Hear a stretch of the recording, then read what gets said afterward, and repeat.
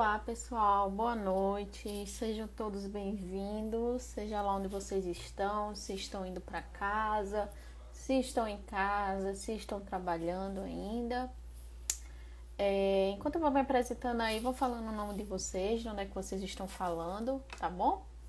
Meu nome é Ana, eu sou a fundadora dessa página, junto com a Jade, a gente faz postagem, a gente faz lives, né? A gente faz memes também. Eu vou um bocadinho de coisa aqui junto com vocês. E hoje eu tava com vontade de tratar esse tema que tá aí fixado, então vai ser um bate-papo, tá? Sou paraibana, moro na região norte do país, mais especificamente no Pará, na cidade de Marabá. E a gente gosta, né, de falar sobre espiritismo e estudar sobre espiritismo. Olá, Carmen de Salvador, seja bem-vinda, tá? Então, o tema dessa noite é o sacrifício mais agradável a Deus. Eu acho que vocês já ouviram, né, esse tema em algum lugar, devem ter lido, devem ter assistido alguma palestra sobre isso. Me chamo Adriana, sou do Rio de Janeiro, seja bem-vinda, Adriana.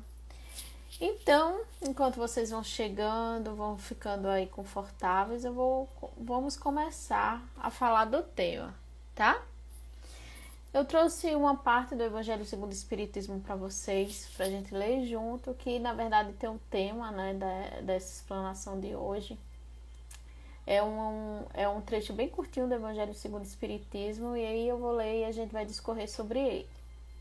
Jesus diz assim: se, portanto, quando fordes depor a vossa oferenda no altar, vos lembrardes de que o vosso irmão tem qualquer coisa contra vós. Deixai a vossa dádiva junto ao altar e ide antes reconciliar-vos com vosso irmão. Depois, então, voltai a oferecê-lo. Isso está no Evangelho de Mateus, capítulo 5, versículo 22 a 24. Quando diz: ide reconciliar-vos com vosso irmão, antes de despordes a vossa oferenda no altar, Jesus ensina que o sacrifício mais agradável a Deus é o que o homem faça do seu próprio ressentimento, que antes de se apresentar para ser por ele perdoado,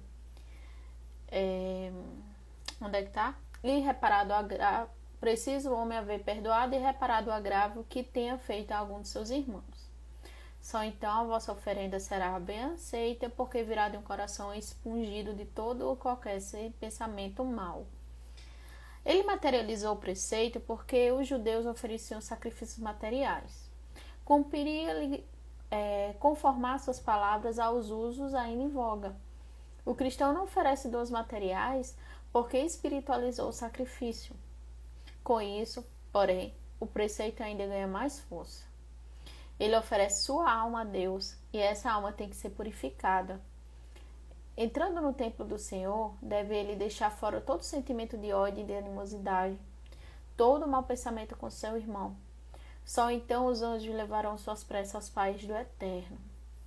Eis aí o que ensina Jesus por essas palavras: deixai a vossa oferenda junto do altar e de primeiro reconciliar-vos com vosso irmão, se quiserdes ser agradável ao Senhor. Então esse é o item, né, de que é tratado o tema, está lá no Evangelho segundo o Espiritismo, para quem quiser ler depois, em que Jesus, né, ele fala que os judeus tinham hábito de fazer sacrifício nos templos, e Jesus sempre aproveitava as oportunidades para nos ensinar, né? Ele não deixava as coisas assim passar.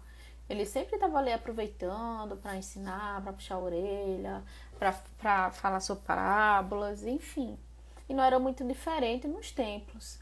Então, quando as pessoas iam lá deixar as oferendas, Jesus disse que antes de a gente não oferecer, seja lá o que for a Deus, ou seja algo que a gente prometeu, alguma promessa, ou enfim, antes que os judeus fossem lá fazer os sacrifícios dele, que se ele tivesse algo para reparar com seu irmão, com qualquer um que fosse, ele deveria primeiro ir, né, se reconciliar com seu irmão antes de fazer a oferenda no altar, para que o coração esteja purificado. Olha só que ensinamento profundo que Jesus nos traz, né? Porque aí, se você, aquela pessoa, se reconcilia com o próximo, ele vai fazer, né, a sua oferenda, ele vai, seja lá do que for, de um coração sem mágoa, sem rancor, sem raiva, sem qualquer tipo de pensamento ruim, tá bom? Mas antes de tudo, antes de a gente se aprofundar, né, nessa questão, nesse ensinamento, a gente precisa saber o que significa sacrifício. Porque às vezes a gente lê as coisas, né, e a gente não entende muito bem, porque a gente não compreende o significado das palavras. Por isso que é sempre bom, quando a gente estiver lendo, seja lá que livro for, a gente procurar interpretar, procurar o significado, recorrer a um dicionário. Isso é muito comum, tá? O significado de sacrifício, ele é um substantivo masculino e significa que é uma oferenda, ela é um ritual a uma divindade, seja lá que divindade for, né? Porque aqui ainda no nosso mundo existe, assim como existe ateísmo, existe ainda, né, a crença politeísta. Então é um ritual, uma oferenda a uma divindade que se caracteriza por imolação real aos flagelos, né? Tem pessoas que se flagelam como forma de sacrifício, ou simbólica, através de uma vítima, ou pela entrega de uma coisa ofertada, né? Hoje ainda no nosso mundo a gente vê pessoas que fazem flagelo, né? Autos flagelo. A gente vê que existem ainda religiões e doutrinas que sacrificam animais, por exemplo. Aí então a gente leva a crer que existe ainda bastante sacrifício, né, no nosso mundo. Antigamente era muito comum fazer sacrifícios humanos, né? Sacrificar pessoas a fim de atingir algum tipo de objetivo. E na Bíblia a gente tem vários exemplos, né, disso. A gente tem a situação de Isaac, a gente tem os sacrifícios dos cordeiros. Então, quais eram os tipos de sacrifícios que existiam na época de Jesus? Todo mundo sabe que Jesus, ele era judeu, né?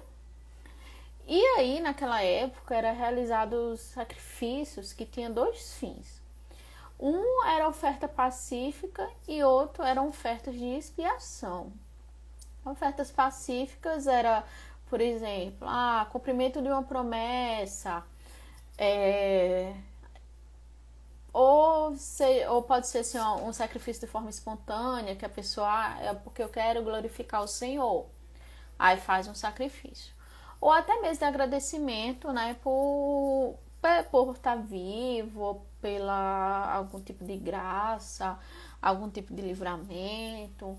Então essas são assim as ofertas pacíficas, que teoricamente não há nada assim ligado à dor, a sofrimento, à imolação. Estamos entendendo, né? O sacrifício mais antigo da época do Cristo é o Jeová, e esses sacrifícios eram oferecidos por aqueles que queriam adorar e glorificar, né, Deus, assim como a paz, uma gratidão para com ele. Enfim, é um espírito de paz, né? Era um sacrifício de paz.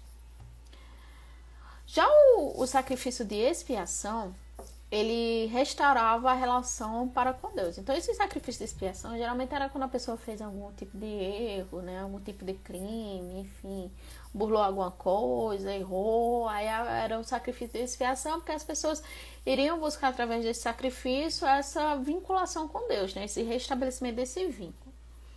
Então, era ofertas mais direcionadas a pecado, a culpa.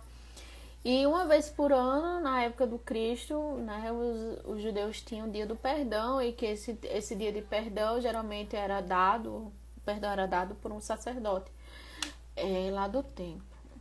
Aí a grande questão que eu quero levantar aqui com vocês era se Jesus era contra esses sacrifícios. Vocês acham que Jesus era contra esse tipo de sacrifícios que os judeus realizavam? O que é que vocês acham? Sim, não sei. Qual a opinião de vocês?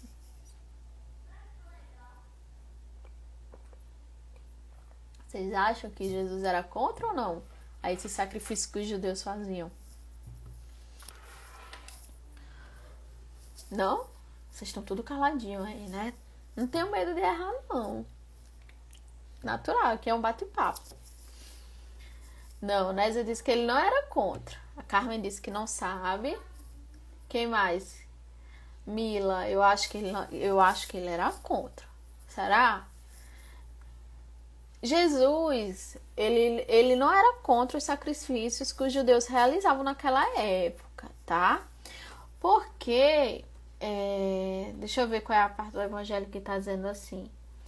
Porque para Deus e para a espiritualidade em geral, qualquer tipo de adoração é bem visto aos olhos do Pai. Estão me entendendo? Então, vamos supor, se a gente for parar para pensar hoje, até hoje são realizados sacrifícios. Um exemplo muito claro disso. Se eu alcançar tal coisa na minha vida, eu vou passar, sei lá, um mês sem comer chocolate. Para mim, eu não consigo realizar isso, né? Mas tem gente que consegue essa proeza. Então, isso é um tipo de sacrifício, porque eu estou sacrificando algo que eu gosto, porque eu alcancei um objetivo na minha vida. Estão entendendo?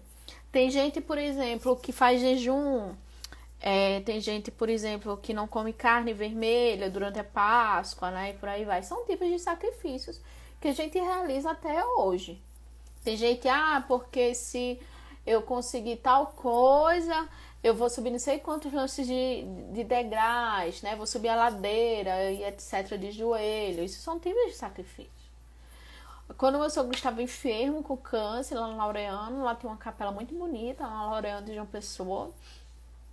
E em frente, por trás do altar, né, da capela, tem aqueles nichos, né, que o pessoal coloca as imagens dos santos e tal. E lá tem vários tipos de exemplos de sacrifícios de pessoas que conseguiram a cura do câncer. E o que é que faziam? Deixavam o cabelo crescer, né, e cortava e deixava lá. Porque aquilo dali para ela é um símbolo de sacrifício, de agradecimento a Deus pela cura do câncer. Então vocês vejam que o sacrifício ainda é muito presente no nosso dia a dia, né? No nosso cotidiano, né? É um pouco até cultural. O que Jesus era contra? Jesus era contra, e foi justamente isso que a Nézia falou, né? Jesus era contra a hipocrisia. A hipocrisia era taxativamente contra. Por quê? Porque do que adianta eu sacrificar algo da minha vida se eu não faço por onde? Se meu coração é cheio de raiva, cheio de rancor, cheio de ódio. Não vale a pena, né? Jesus chamava os hipócritas justamente por causa disso. Jesus dizia, honra-me com a boca, mas não me honra com o coração. Então não adianta de nada. Então existem dois tipos de sacrifício. Existe o sacrifício espiritual e existe o sacrifício material. Esse sacrifício material a gente já falou aqui, né? Algo material que a gente sacrifica, né? Pode ser um bem material, pode ser comida, pode ser autoflagelação, porque convenhamos que subir uma ladeira de joelhos é um tipo de autoflagelo. E também existe o sacrifício espiritual. Qual é o melhor de todos? É aquele que é feito de coração. Obviamente que a gente não precisa se autoflagelar e hoje não precisa mais fazer sacrifícios humanos e nem animais para conseguir a intervenção de Deus. Mas isso aí é o que a gente consegue compreender. Existem ainda religiões que ainda não conhecem, né? Que ainda estão naquele pensamento ainda um pouco primitivo. A Mila falou, meu noivo fica sem comer carne na quaresma, é um tipo de sacrifício, né? Um tipo de sacrifício material. Agora, se ele sublima isso, se ele entende o real significado de fazer, por exemplo, esse tipo de sacrifício, e principalmente se ele se modifica interiormente, aí a gente pode dizer também que é um sacrifício espiritual atrelado, né? Vamos lá, vamos continuar. Mas qual é o melhor de todos? O que é que o livro dos Espíritos nos traz sobre os sacrifícios? Lá no capítulo 2, Lei da Adoração, pergunta 673. Kardec pergunta aos espíritos: não seria um meio de tornar essas oferendas agradáveis a Deus, a consagrá-las aminorar os sofrimentos daqueles a quem falta o necessário, e neste caso, o sacrifício dos animais, praticado com fim útil, não se torna meritório, ao passo que era abusivo quando nada mais servia, ou só aproveitava ao que nada precisava. Não haveria qualquer coisa de verdadeiramente piedoso em consagrar-se aos pobres as premissas dos bens que Deus nos concede na terra? Aos espíritos responde: Deus abençoa sempre os que fazem bem. O melhor meio de honrá-lo consiste em minorar os sofrimentos dos pobres e dos aflitos.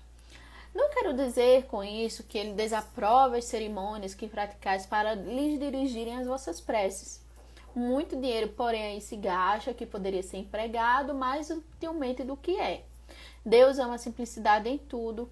O homem que se atém às exteriorizações e não ao coração e espírito de vistas acanhadas, dizer em consciência se Deus deve atender mais à forma do que ao fundo. Eita, um trem de palavras, né? Vamos lá, vamos mastigar isso aqui. Kardec pergunta assim: a espiritualidade não tem um meio assim mais útil de usar esses sacrifícios? Por exemplo, sacrificar bens materiais, sacrificar até os animais com a forma de destruição abusiva, né? Segundo o espiritismo, sacrificar animais não faz nenhum sentido. Ele pergunta se todos esses sacrifícios materiais não seriam mais utilizados, não seriam mais dignos de mérito, se a gente aproveitar para aqueles que nada precisam, ou seja, eu não preciso flagelar o meu corpo. Se ao invés de eu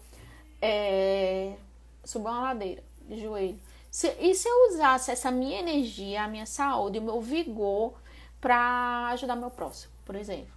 Em vez de subir ladeiras, por que eu não distribuo sopão para os moradores de rua? Por que eu não distribuo agasalhos para quem sente frio? Né? Em vez de eu ficar em casa, vamos supor assim, um mês em orações, em jejum, por que eu não utilizo isso em favor do meu próximo, meu tempo em favor do meu próximo? Não seria verdadeiramente piedoso em consagrar aos pobres e aflitos as bênçãos que Deus, né, nos concede aqui na Terra? Foi essa a pergunta que Kardec fala para a espiritualidade. A espiritualidade responde: Deus sempre abençoa os que fazem o bem.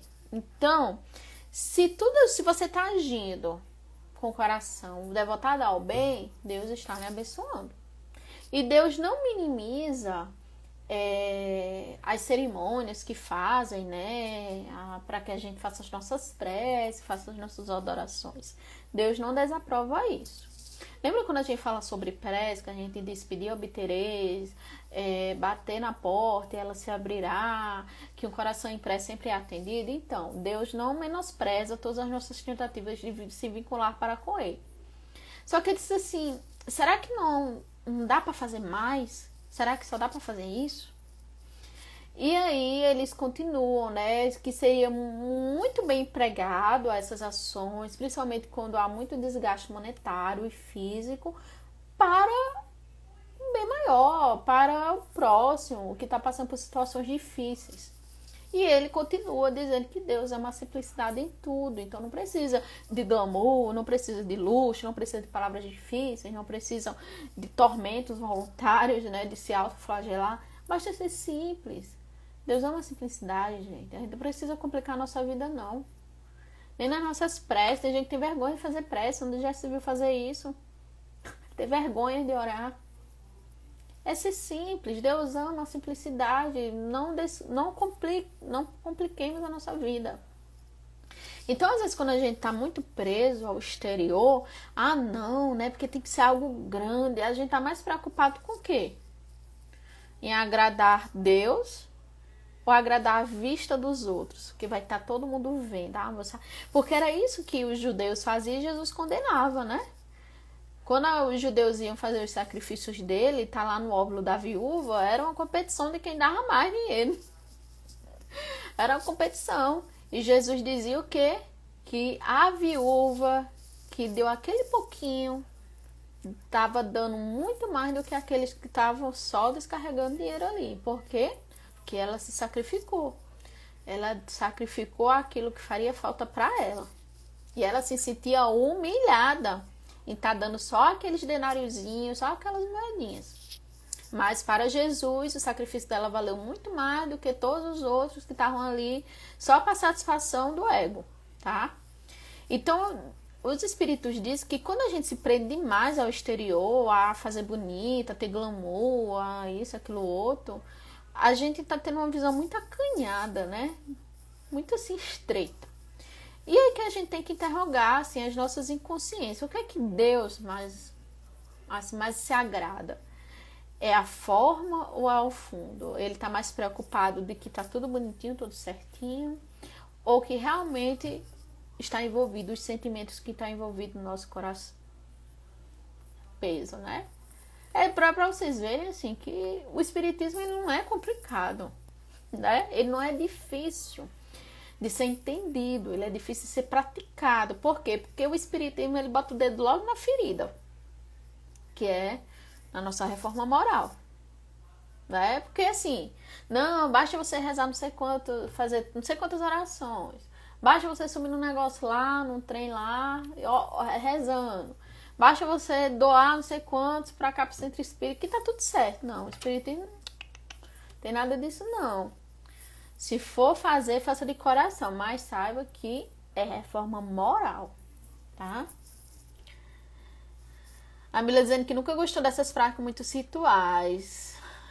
Nésia, dá de graça que de graça recebestes. Vamos lá. Então, né, quando eu me tornei espírita, que vou chegando na quaresma, né? Aqui em casa era um dilema, porque assim, a gente era católico. Acho que a maioria das pessoas aqui nasceu em berço católico. E aí a gente se torna espírita e vê. Espírita não tem ritual, beleza. Então, o que a gente vai fazer na quaresma? A gente não come carne? Ai, mas a gente é espírita, então teoricamente, eu disse, teoricamente a gente não come animais, né? Todo santo dia.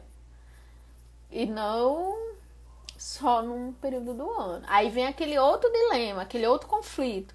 Do que adianta eu não comer carne durante a quaresma, mas o resto do ano eu sou uma peste. Eu agrido, eu xingo, eu persigo as pessoas, eu propago discurso de ódio, de violência. Não adianta de nada. Isso é culto exterior, não é interior. Oi, tia Márcia, um beijo. Então, quando a gente se torna espírita, a gente fica nesses dilemas, sabe? É complicado, mas fazer o que? Essa espiritualidade mete logo o dedo na ferida. Só que aí, o mais legal de tudo é que, assim, essa parte do evangelho, ele não vem falando o teor dele, o ensino maior dele, não é só coisas materiais, não, tá? Desapegar as coisas materiais, não. Ele diz o quê? Que Jesus diz que antes da gente fazer as nossas orações, antes mesmo da gente se oferecer, Senhor, eu ofereço a minha saúde para ti, para propagar o teu evangelho, a boa nova. Ele disse assim, tá, beleza. Mas antes disso, você tem rancor? Você tem raiva? Falta você se reconciliar com alguém? Então, peraí, que antes da gente assinar a carteira, vá lá e vai se reconciliar com o teu próximo, vai resolver teus perrengues, porque no trabalho da minha vinha não dá para trabalhar e tá alimentando ódio, nem animosidade pelo teu próximo. Eita, é pesado, né? É. Mas Jesus não prometeu trabalho fácil para ninguém não, viu? E Jesus fala em quê? Em perdão. Como é difícil, né? Eita. Perdão, gente, fácil demais. Perdoar, ó, facílimo. Piscar de olhos a gente perdoa, não é não? Perdão. Existe uma parábola muito interessante que também fala sobre perdão, que é a parábola do servo impiedoso. Não sei se vocês já ouviram falar, tá lá em Mateus, capítulo 18, versículo 21 a 35, que eu vou ler só um trechinho dela, em que Jesus fala, né, e tal, de um senhor que tinha muitos empregados e que tinha, dentre esses empregados, tinha um que lhe devia muito dinheiro, e não pagava, tava só enrolando o patrão. Aí um belo dia o patrão disse, ei, vem cá, olha, não dá mais, eu quero receber minha grana que eu lhe emprestei. E naquela época de Jesus era o seguinte, se você devia, você podia mandar prender e só sair da prisão depois de pagar. Não sei como é que eles conseguiam pagar estando preso, né? Mas a lei era essa. E aí o empregado se jogou no chão, disse que não, que pelo amor de Deus, que não fizesse isso, que tivesse um pouquinho de piedade, de paciência. E o patrão ficou altamente assim, chocado, né? Ele se compadeceu e disse assim, sabe uma coisa? Você não me deve mais nada, tá bom? Beleza, tchau, tchau. E o que foi que aconteceu? O trabalhador foi lá, né? Saiu de boa, bateu o ponto e viu na rua uma pessoa que devia a ele. Segundo o evangelho, né? O cara deu uma voadora, pegou ele pelo pescoço assim, você vai me pagar o que deve. E o cara se jogou no chão e pediu, por favor, tenha paciência, não sei o que, Sabe o que o cara fez? Chamou a polícia, mandou prender. Quando o chefe soube o que o bonito fez, chamou ele e disse assim, vem cá, como é que tu faz um negócio desse? Tu teve aqui mais cedo, eu perdoei tudo. Aí você pega o lugar de fazer o mesmo, faz isso aí que você fez, isso aí tá certo. E aí, então o Senhor chamou o servo e disse, servo mau, cancelei toda a sua dívida porque você implorou. Você não devia ter tido misericórdia do teu conservo como eu tive de você? Irado, seu senhor entregou aos torturadores até que pagasse tudo o que devia. Assim também lhes fará meu Pai Celestial, se cada um de vocês não perdoar de coração seu irmão. Claro que na nossa época, né? Esse negócio de Deus vingativo, Deus tirano, já não é desta era, né? Já cai. Kardec, ele embasa, né, essa questão sobre Deus, a luz dos espíritos, também casa com o Evangelho do Cristo, sobre a questão dos atributos da divindade, bondade, perdão, essas coisas e tal, que a gente sabe que Deus é amor, Deus é perdão, toda aquela filosofia que a gente já fez e de vez em quando traz aqui na página, tá? E aí Jesus fala sobre perdão. Mas e quantas vezes a gente tem que perdoar o nosso irmão? Pedro pergunta, né? Mas mestre, quantas vezes eu tenho que perdoar o meu irmão? Perdoa-lo-eis não 7 vezes, mas 70 vezes 7. E aí o que é que a gente faz, né? A gente pega nosso caderninho, coloca o nome de fulaninho vacilão. E faz 70 vezes 7, 490. Ó, fulaninho vacilão, tu tem 490 chances comigo. Se der, vaza na minha vida. E vai fazendo os pauzinhos, né? Mas Jesus, quando ele falou sobre isso, ele não pediu para a gente contar, não. Jesus diz assim, perdoarás, mas sem limites. Perdoarás cada ofensa, tantas vezes quanto elas for feita. Ensinarás a teus irmãos esse esquecimento de si mesmo, porque quando a gente perdoa, é como se a gente estivesse esquecendo da gente. Mas esquecendo da gente, assim como assim, esquecendo do nosso orgulho, nossa vaidade, de se achar melhor do que os outros, se achar a perfeição, se achar que nunca vai errar. E esse esquecimento de nós mesmos nos torna invulneráveis às agressões, aos maus tratos, às injúrias. Serás doce e humilde de coração, não medindo jamais a mansuetude, e fará assim para os outros o que deseja que o Pai Celeste faça por ti. Que lindo, né? Chico Xavier, no início no mediunato dele, era muito perseguido, né? Perseguido demais. Chico Xavier via espírito desde criança. E Chico tinha dia que não aguentava mais. E chegava para Emmanuel chorando, reclamando. Aí Emmanuel, né, também não alisava muito para o próprio de Chiquinho, disse assim, trate você de vestir a couraça de rinoceronte, porque se a cada crítica, se a cada injúria, se a cada maltrato você ficar assim, você não vai aguentar, não. Vista a couraça de rinoceronte, que repele tudo isso, todo esse tipo de ressentimento. Perdoa esse esquecimento de si mesmo, que vai lhe tornar invulnerável em relação às agressões. E a nós espíritas, né? Esquecei o mal que vos tenham feito e pensai apenas numa coisa, no bem que pode fazer. Porque quando Jesus diz assim, Amar os vossos inimigos. Tratar bem aquele que lhe trata mal. Jesus não quer que a gente pegue um desafeto nosso, coloque debaixo do braço e vá-se embora com ele, como se fosse melhores amigos. Porque isso aí é hipocrisia. Jesus não curtia hipocrisia, não. Jesus dizia assim: amar os vossos inimigos. Se não tem capacidade de perdoar o mal que ele te fez, pelo menos não retribua. Pelo menos não deseje o que o mesmo aconteça com ele.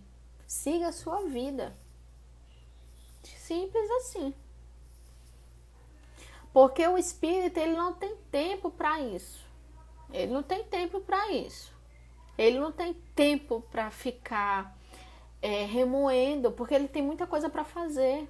Ele tem muito bem, às vezes a gente perde muito tempo mergulhado num ressentimento, numa mágoa, num rancor, e aí, ó, passou essas oportunidades de a gente trabalhar esses sentimentos através no trabalho, na caridade, tá?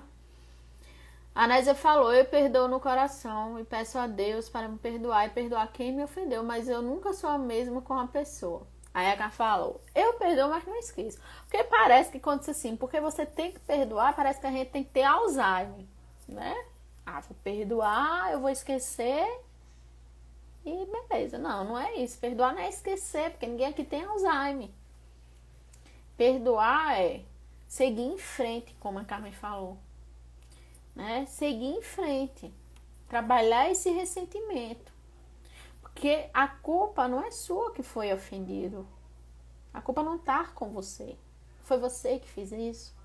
Então não tem para que você guardar esses sentimentos, esses ressentimentos que lhe faz mal, que lhe adoece, por algo que você não teve culpa. Por algo que você foi uma vítima. Então para que guardar isso? Né? Mila, pelo que eu fico remoendo. Estou trabalhando isso na terapia. Normal, Mila, você é gente. Assim como eu, assim como a Carmen, assim como a Nésia. Super normal, amiga. Você nem é nenhum extraterrestre. Aí continua. Perdoar os inimigos é pedir perdão para si mesmo. É dar prova de amizade. É mostrar que se melhora. Sabe por quê? Porque aquela pessoa que diz assim: mas eu nunca vou perdoar, né? Tá ruim, né? Porque a gente tem que dar uma segunda chance, né, para as pessoas. Por mais que a gente queira se distanciar, beleza. Por quê? Porque nada vai garantir que eu não erre também. Que eu erre da mesma forma e às vezes até mais grave que aquele que tá errando. E aí quando eu errar, eu vou querer que alguém me acolha, que alguém me escute, que alguém me perdoe, que alguém me coloque no colo, que puxe minhas orelhas.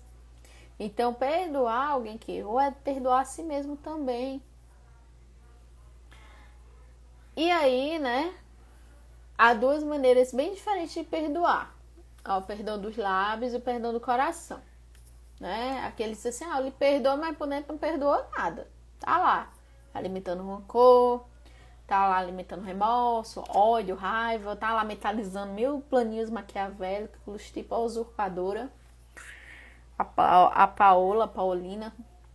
E há o perdão do coração, que é aquele que diz: olha, beleza, vamos botar um ponto final nisso aqui. Vou lhe tratar com respeito, você também me trata com respeito, cada um vai viver no seu quadrado e vamos se tratar com respeito, mas não mais com intimidade. Tranquilo. Resolve-se as coisas com educação, né? A Mila dizendo: oi, pai. Se a gente não der uma chance agora, vai ter que dar em outra vida. Pois é, né? Então vamos se resolver tudo agora. Por isso que Jesus disse: reconcilia-te com teu inimigo enquanto ainda estás a caminho com ele. Quando Jesus disse isso, ei, mano, acorda. Aproveita essa vida para te reconciliar. Deixa para a próxima, não. Porque tem muita gente querendo reencarnar. Sabe lá Deus quando é que tu vai ter a oportunidade de estar aqui de novo. Não deixa para futuro, não. Te resolve agora. Te reconcilia-te agora. Muda de vida agora. verdadeiro perdão cristão é aquele que lança o véu sobre o passado, né? Tem véu que são furados, tem véus que são blackouts mesmo, né? O meu é meu, assim, translúcido, né? Mas tem uns furinhos aqui, outro lá, mas é uma coisa que a gente vai costurando, que a gente vai remendando, que a gente vai melhorando, tá? E aí a pergunta de ouro, né? Pra gente encerrar esse nosso encontro, que a Mila deu um spoiler sem querer querendo. Quando o Espírito diz não, e por que a gente deve se preocupar com o verdadeiro sacrifício? Essa questão da renúncia, do perdão, do esquecimento de si mesmo, né? De fazer o bem, de dar de si. Esse é o verdadeiro sacrifício, o sacrifício espiritual. E por que a gente deve se preocupar com esse verdadeiro sacrifício? Com a reconciliação com os meus inimigos desafetos? E a resposta está lá no Livro dos Espíritos, nas perguntas 255. Quando o Espírito diz que sofre, de que natureza são os sofrimentos? Aí a gente fica perguntando. Porque o Espírito diz que sente dor. O Espírito está lá na reunião mediúnica dizendo que sente frio. O Espírito está lá na reunião mediúnica dizendo que sente calor, que sente falta de ar. E nessa parte do Livro dos Espíritos, sofrimentos e sensação dos espíritos, os espíritos respondem que a natureza do sofrimento dos espíritos é angústias morais. São as angústias morais que o torturam mais dolorosamente que os sofrimentos físicos. Eu não tenho um corpo físico, eu vou sentir dor física lá no plano espiritual, por quê? Não faz sentido, né? Mas aí, quando os espíritos estão nesse sofrimento moral, que é o sentimento de culpa, se a gente pode resumir os sofrimentos morais dos espíritos, eles não sabem com o que comparar, né? Aí ele vai comparar sensações físicas, como frio, calor, sede, fome. Mas os sofrimentos dos espíritos são sofrimentos morais, são angústias morais. Por isso que a gente tem que, né? Oi, Jadinha, um beijo, menina Jade. Vá lá, meu bem, estudar, viu? Estuda, eu vou perguntar tudinho depois. Então, quando a gente não perdoa, quando a gente não resolve nossas para acertar aqui na Terra, a gente fica com aquela coisa chamada assunto mal acabado, né? Os assuntos inacabados. E isso, gente, isso aqui traz um empecilho enorme para a nossa adaptação lá no plano espiritual. Vocês não têm noção. Aí o pessoal que tá aqui fica com rancor, fica com mágoa, fica com ressentimento. Aí a criatura que tá lá no plano espiritual tá com mágoa, tá com culpa, tá com ressentimento. Não se resolver em vida, né? Quando morre, a comunicação é bem difícil, bem mais complicada. E aí fica todo mundo sofrendo. Que nem aquela música da Maria Mendonça, todo mundo vai sofrer, né?